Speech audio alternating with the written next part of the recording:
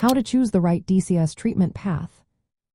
Deciding how to treat ductal carcinoma in situ can feel overwhelming, but understanding your options helps you make an informed choice.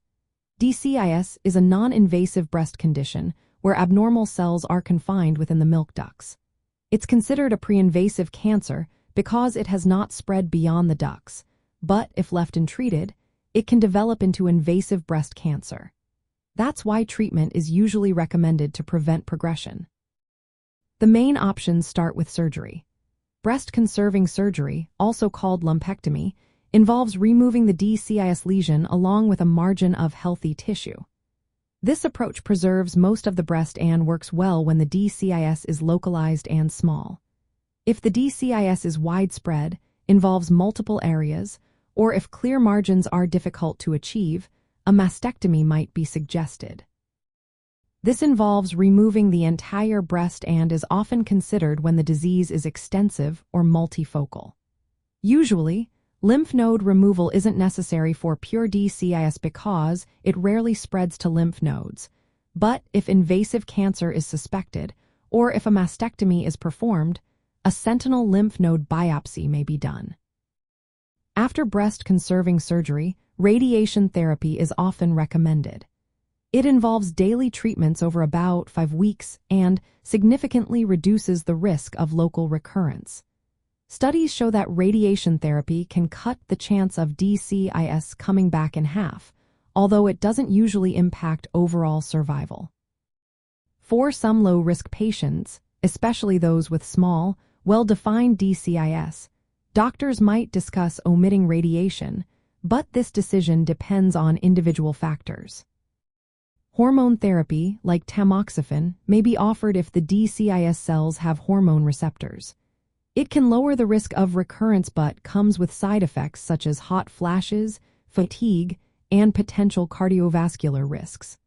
For many patients, especially those at low risk, the benefits might not outweigh these side effects.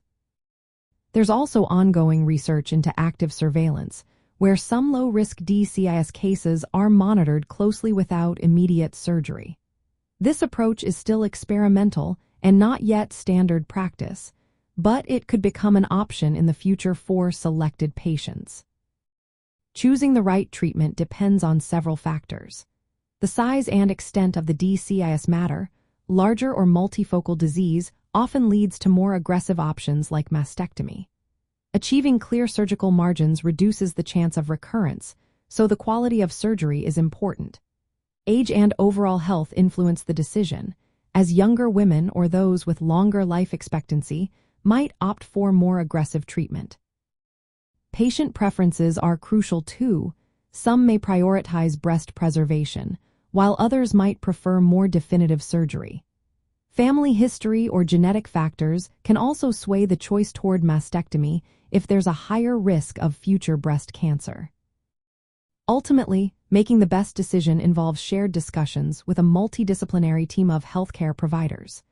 They can help weigh the benefits and risks of each option, considering your personal health, lifestyle, and treatment goals. Remember, each person's situation is unique, and what works for one person may not be right for another. Consulting with your doctor ensures you get personalized advice based on the latest evidence and guidelines.